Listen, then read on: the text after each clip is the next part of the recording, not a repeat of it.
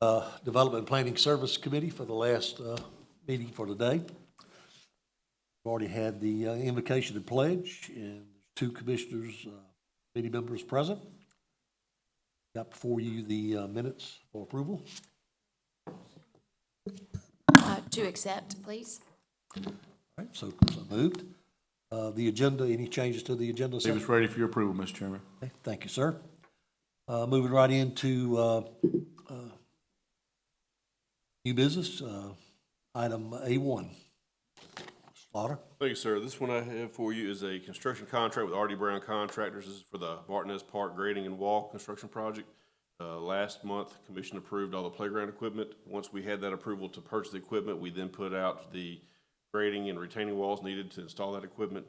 It did come in about $475,000. We did negotiate with our one bidder to get that price down to $399,348.34, and staff has recommended approval.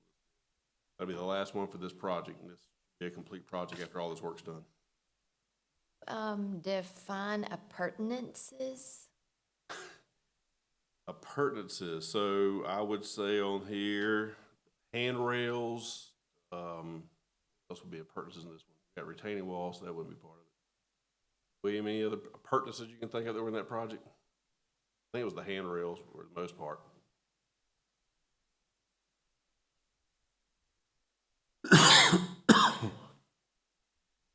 Motion to consent. Motion carries. Next item, B1. Yes, sir. We have an encroachment agreement for landscaping within a water line easement that the county currently has on a piece of property in Grand Oaks, in River Island subdivision, on the Grand Oaks multifamily development portion of the project. Staff is recommending approval. This is landscaping only within encroaches just into their water line easement, and Water Utilities has okayed this encroachment. And for allowing us, are we doing? No, this would be the developer that Allow is putting their them to landscape, come onto ours. just slightly encroaching into that water line easement. Motion to consent. Motion carries. Any legal matters, sir? Yeah. We'll move into the reports. Provided for information only is the February 23rd Planning Department workload monthly report. Answer any questions you might have. Okay.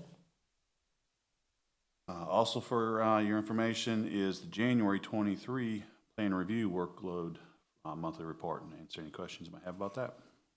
Questions? Okay, sir.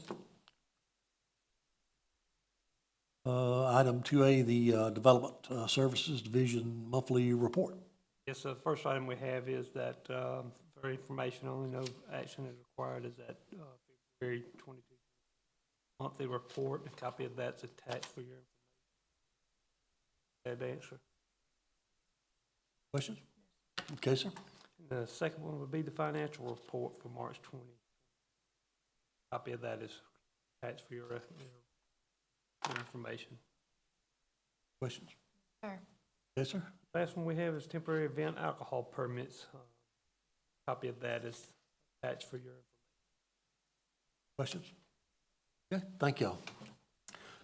Let's see, are there any commissioner comments? We do have someone that would like to speak, Mr. Bob Willis, if you'd come forward, sir. Good morning, Bob. How are you? Bob Willis, 731 and 741 Royal Springs Lane. I'm taking advantage of the fact that there are a number of commissioners here today just to raise an issue. I'll be writing this up and sending it to Patrice so that the appropriate commissioners and departments may look at this. This concerns Jackson Heights development by Maybaum out in Grovetown. According to the zoning application that they filed in 2018 that was approved by the commission, they specified in Figure 7, which I'll send the committee later, buffering requirements that were approved.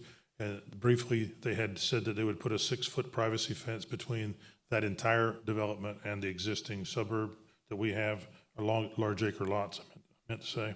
They have not done that. Instead, they have offered the opportunity for people that buy houses to buy fences. So there are gaps in that fence. Probably about 6 or 8 properties are still not covered to the rear, which I would just ask that the committee and zoning enforcement to follow up on to see that that fence is completed.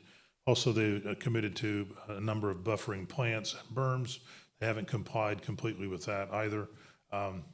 They've planted about half of the area and have not planted the other half. According to their plan, these plantings need to be during the winter. We've had 3 cycles now. We're just about to complete a very advantageous cycle for planting. So if we miss this, it will be another year. So I'm just raising it to your attention. So that would be one area. And of course, Mr. Skinner's been very active in that in the concluding area, which is traffic enforcement. They did say when the committee approved that there would be 3 engineering conditions. This is the report from 6 November 2018. 3 requirements were levied: a left-hand turn lane onto South Old Bel Air Road and some other engineering improvements. There has been a bid on this work, as I understand, which exceeded the county's budget. There've been some adjustments, and it'll be rebid, and then it'll come to this committee again for vote. What I would ask you to look at is that the developer had committed to paying a portion of this. So if it's exceeding the county's budget, that we go back to the developer and say that, you got this approval based upon the fact that you would install this turn lane and help us widen this road. There are now 160 new homes going in that area, and as Mr. Skinner knows, it's a road that's so narrow that 2 trucks cannot pass each other with their mirrors out without taking out a mailbox. So construction vehicles and concrete trucks are going down this road. It's being destroyed, and it's too wide too narrow for the existing traffic. So thank you for the indulgence of being able to highlight this matter. I'll get something in writing to the board for their consideration and follow-up. Thank you so much. Thank you. Thank you, Bob, and we'll look into this. Slaughter, you got any comments about this at all? Yes, so as he mentioned, the bid for the road project will be coming to commission or to committee on the 28th. So it'll go to the 3rd Tuesday in commission approval. The first week's canceled for Masters Week. We are coming to you with a recommendation to approve the project. It's about $1 million for the whole thing. We'll get that in front of you, let you see what it is, and get your vote on that. I believe staff is working with the developer on the plannings as we speak. It is an active project, so we're working with them through this project. I understand it's been 4 years now, almost 5 years since it got approval. We are working with them to get everything planted. Anything, Mr. Sterling, you need to add? I would just add that, our landscape architect on staff is out there on a pretty much daily basis, a couple times a week for sure. And I've asked him to make sure that we can get as much planted in the last couple of weeks of the winter season, if you will, before it starts to get a little warmer. And so if we need to make sure that happens, we'll apply the necessary influence. Okay, all right. Thank you all. Thank you, Bob, for speaking about that. Any other comments, public comments? Okay. We don't have anything for executive session, so we'll adjourn at 9:26. Thank you.